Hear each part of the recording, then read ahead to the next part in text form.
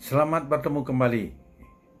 Kali ini kita akan berjumpa Halo untuk teman-teman, membahas satu jumpa quote. lagi Quote bersama daripada kita. seseorang, Dan kali seorang ini pembisnis kita besar lagi yang terkaya bertitik di Hong Kong. menuju ke Selok, Kita coba melihat yakni quote-nya kota dulu. kecamatan Quote-nya dia yang apa? diapit Falsafah hidupnya Gunung dia apa? Merbabu dan Kok dia bisa Merapi. sukses menjadi orang terkaya di Hong Kong?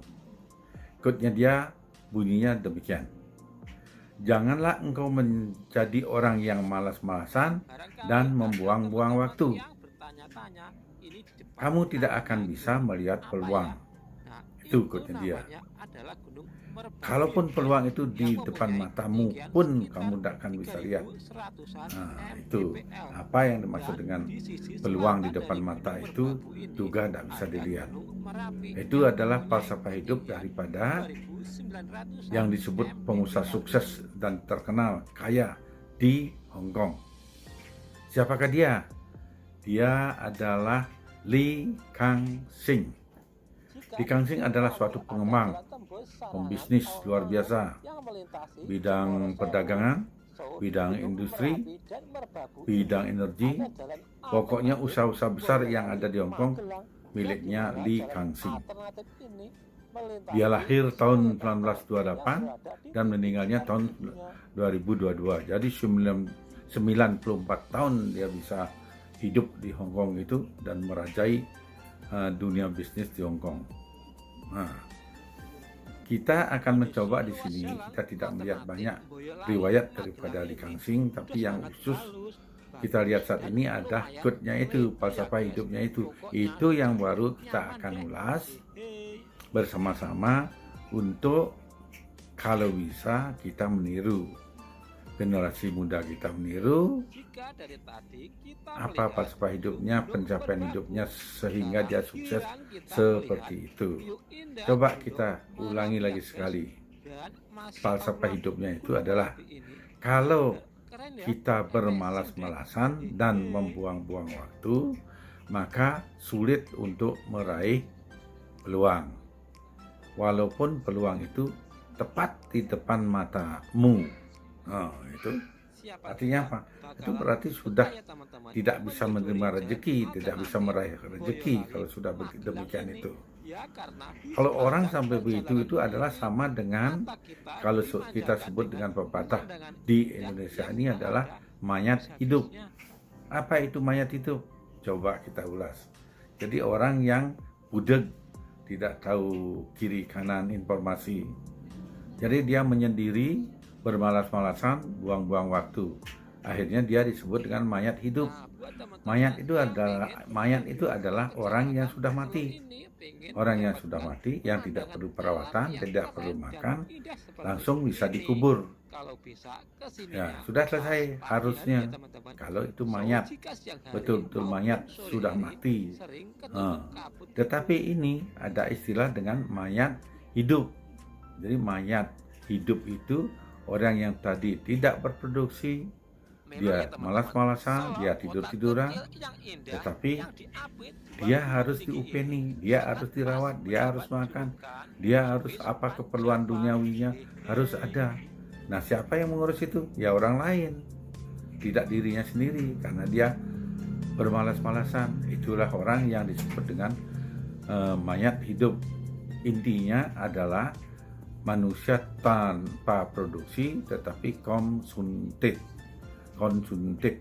Artinya dia ada hasilnya, cuma menghabiskan saja.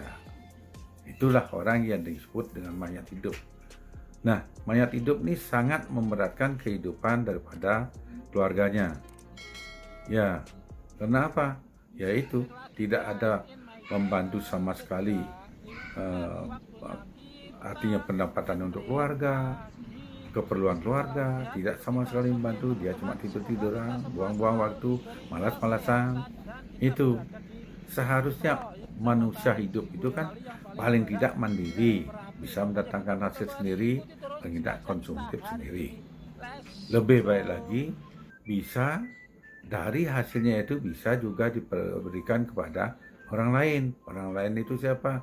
Yang paling tidak tanggungannya dia orang tua lah, Selok paling merupakan tidak. salah satu Kalau dari masih bisa, 22 yang kecamatan lainnya yang ada di ya Kabupaten untuk saudaranya, adik-adiknya, kakaknya, ada siapa, nah itu baru namanya orang mandiri. Tetapi kalau orang sudah seperti mayat hidup tadi, itu hanya beban. Nah, sekarang bagaimana caranya supaya orang itu jangan menjadi mayat hidup? Nah, ini hubungannya dengan lingkungan ini. Lingkungannya siapa? Ya keluarga. Seharusnya kalau sudah ada keluarga yang demikian, ada anggota keluarga yang demikian, mulai dari awal, sejak awal sudah mendapat bimbingan, pembinaan dari keluarganya, terutama yang berpengaruh di keluarga itu. Kalau dia itu si anak, mempunyai keluarga di sana itu mempunyai anak 4, 1, 2, 3 sukses, yang satu ini itu menjadi mayat hidup. Nah, semualah harus mendukung, memperhatikan orang yang mayat hidup ini, mulai dari orang tuanya dan saudara-saudara serta lingkungannya. Artinya apa? Artinya dia jangan ditinggal. Kalau ditinggal sama sekali, dia akan makin parah. Harusnya semua memberikan perhatian. Perhatian seperti apa? Ya, perhatian bukan cuma makanan, minuman, dan sandang pangan, tetapi pembinaan mental spiritualnya. Itu harus dibina. Semua ikut yang ada di keluarga itu. Contohnya apa? Umpamanya dari orang tua harus memberikan beban pekerjaan kepada dia, sering memberikan perhatian, sering diajak ngobrol, sering diberi nasihat-nasihat supaya dia jangan bermalas-malasan. Ikutlah ambil bagian untuk kegiatan mencari pendapatan untuk keluarga. Harus ada nasihat-nasihat demikian, itu baik dari orang tua, laki dan perempuan. Nah, kemudian dari saudara-saudaranya, saudara-saudaranya harus membimbing dia, membimbing atau membantu. Diajaklah dia, umpamanya hari Minggu, diajak dia keluar rame-rame, jangan dibiarkan, jangan ditinggal dia sendirian di rumah. Itu akan makin parah. Diajak dia keluar, jalan-jalan, diajak lihat-lihat produksi apa-apa, ya entah juga pemandangan atau piknik kemana, supaya pemikirannya dia terbuka. Atau lebih baik lagi diajak ke tempat kerjanya kakak adiknya ini yang sudah kerja di sana, dikasih contoh bahwa orang cari makan itu tidak gampang. Dia harus bekerja keras supaya bisa mandiri.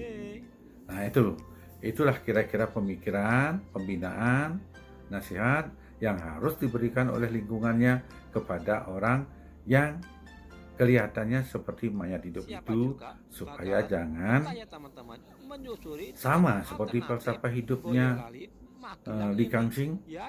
Artinya orang itu jangan sampai menjadi mayat hidup, tidak berproduksi, hanya konsumtif saja. Nah, demikian sekedar ulasan kita saat ini, mudah-mudahan ada manfaatnya. Terima kasih, sampai bertemu kembali besok pagi.